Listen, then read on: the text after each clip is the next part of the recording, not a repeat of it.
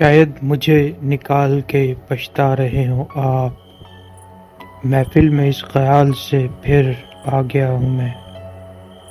خوش آمدید، میں ہوں آپ کا ہوسٹ ڈی ایم نعمان علی، اور آپ سن رہے ہیں میرا پروگرام میٹ ود جنس۔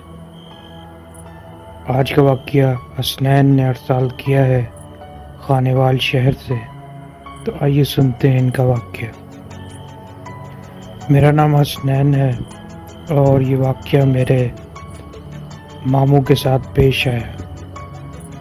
یہ آج سے تقریباً 30 سال پرانا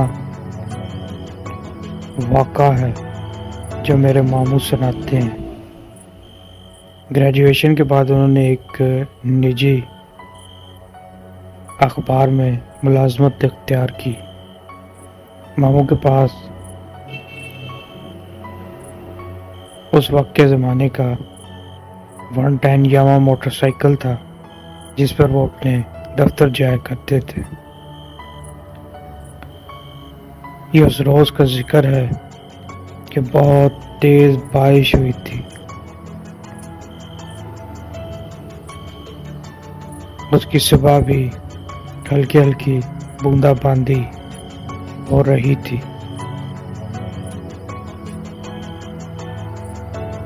ماموں جب دفتر جاتے تھے تو اخبار کے دفتر پہنچنے کے لیے ایک شارٹ کٹ راستہ استعمال کرتے تھے جو خانیوال میں موجود ایک قبرستان کے راستے سے ان کا گزر ہوتا تھا۔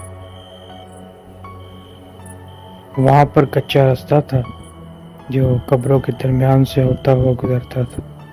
ماموں اپنا 110 یاما لیے اور شارٹ کٹ راستے کو استعمال کیا کرتے تھے۔ اور جب ماموں اس راستے سے گزرتے تھے تو درود شریف کا ورد کرتے تھے، تو بیان کرتے ہیں کہ نہایت مسحور کن خوشبو اس طرح معلوم پڑتا تھا کہ میرے ساتھ ساتھ سفر کر رہی ہو۔ اور جب میں اخبار کے دفتر پہنچا تھا تو انسانوں کی گہما گہمی میں وہ خوشبو بھی کہیں تحلیل ہو جاتی تھی۔ ایک عرصہ یہ عمل چلتا رہا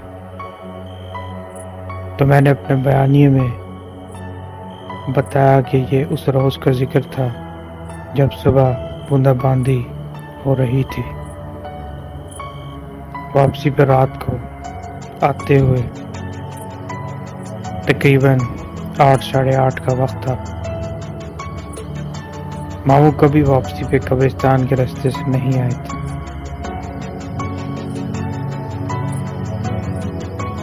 قبرستان سے گزرتے ہوئے اچانک ماموں کی موٹر بائک بند ہو گئی۔ قبرستان سے کچھ ہی فاصلے پر تھوڑی ہی آگے جا کر تقریباً 40 سے 60 قدم کے فاصلے پر ہمارا مکان آ جاتا تھا۔ ماموں نے بائک وہیں کھڑی کر کے لاک کی اور سوچا کہ صبح یہیں سے مکینک کو دکھانے لے جاؤں گا۔ قبرستان کا کارکن اور ان کا عملہ ماموں کا واقف کار تھا، کیونکہ ماموں اخبار کے دفتر میں اچھے عہدے پر فائز تھے اور ایک جانی پہچانی شخصیت خانیوال کی مانی جاتی تھی۔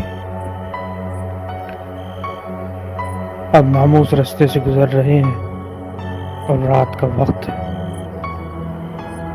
اچانک انہوں نے دیکھا چلتے چلتے کہ کوئی اور بھی ہے جو ان سے آگے آگے چل رہا ہے۔ وہ ایک بچی تھی جس کی عمر تقریباً 10 سے 15 سال رہی ہوگی۔ ماموں نے اس کو آواز دی تو دوڑتی ہوئی ماموں سے آگے کی طرف بڑھنا شروع ہو گئی۔ ماموں کے اندر ایک تجسس تھا کیونکہ ان کا تعلق ایک ایسے شعبے سے تھا،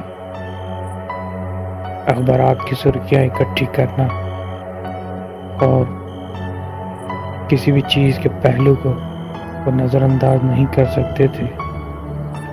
بڑی سے بڑی اور چھوٹی سے چھوٹی، ان کو ہمیشہ مختلف قسم کی سرخیوں اور خبروں کی تلاش رہتی تھی۔ ماموں کے ذہن میں ایسا کوئی تاثر نہیں تھا، کوئی غیر مرئی تاثر یا کوئی اس طرح کی بات تھی۔ ماموں ایک پیشہ ور آدمی تھے۔ اب ماموں بتاتے ہیں کہ وہ بچی، جب میں نے اس کو آواز دی اور اس نے پلٹ کے دیکھا تو اس کا چہرہ نہایت ہی بھیانک چہرہ تھا۔ اس کا چہرہ جلا ہوا چہرہ تھا، اور پیچھے سے وہ جس قدر خوبصورت اور حسین دکھائی دے رہی تھی، جب وہ پلٹی ہے تو ماموں کے قدم وہیں پر منجمد ہو گئے۔ ماموں بتاتے ہیں کہ ڈر و خوف کا یہ عالم تھا کہ میں نے اونچی آواز سے کلمہ طیبہ پڑھنا شروع کر دیا، اور ابھی میں نے کلام الہی پڑھنا شروع ہی کیا تھا کہ میرے دیکھتے ہی دیکھتے وہ بچی جو ہے وہ زمین سے اٹھ کر ہوا میں بلند ہونا شروع ہو گئی، اور میرے دیکھتے ہی دیکھتے وہ زمین سے کافی اوپر ہوا میں معلق ہو گئی، اور ہوا میں اوپر کی طرف جاتے جاتے وہ ہوا میں تحلیل ہوئی اور پھر نظروں سے اوجھل ہو گئی۔ وہ بتاتے ہیں کہ جب حواس کچھ بحال ہوئے تو تمام کپڑے کیچڑ سے لت پت تھے، کیونکہ بارش کی وجہ سے مٹی نہایت نرم ہو چکی تھی۔ ماموں نے سر پر دوڑ لگائی، اور ابھی قبرستان کے دروازے کے نزدیک پہنچے ہی تھے کہ وہیں پہ گر کے بے ہوش ہو گئے، اور صبح تک بے ہوش رہے۔ یہ قبرستان کے کارکن نے سب سے پہلے اٹھ کر صبح ماموں کو دیکھا، کیونکہ ماموں کا راستہ روز کا وہیں سے تھا، تو اس نے ماموں کو پہچان لیا اور نزدیکی اپنے کچھ اور حواریوں کو اکٹھا کیا۔ ماموں کو ہوش میں لایا گیا۔ جب ماموں کو ہوش آیا تو انہوں نے تمام ماجرا بیان کیا۔ قبرستان کا گورکن نہایت ہی شریف اور اچھا آدمی تھا۔ اس نے ماموں کی بائک بھی قبرستان سے کچھ ہی دور موجود ایک مکینک کے سپرد کی، اور جب ماموں کی بائک ٹھیک ہوئی تو ماموں اپنے گھر کو روانہ ہو، اور جب یہ واقعہ اپنے اہل گھر کو سنایا تو سبھی لوگوں پر ایک خوف اور دہشت طاری ہوئی۔ اس کے بعد سے ماموں کبھی بھی رات کے ٹائم قبرستان سے نہیں گزرے۔ یہ وہ واقعہ تھا جو حسنین نے ارسال کیا سانیوال شہر سے۔ اس کے ساتھ ہی اپنے ہوسٹ TM منالی کو اجازت دیجیے۔ اگر آپ بھی کوئی واقعہ شیئر کرنا چاہتے ہیں تو وائس ٹیپ بنا کے میرے واٹس ایپ نمبر پہ ارسال کیجیے۔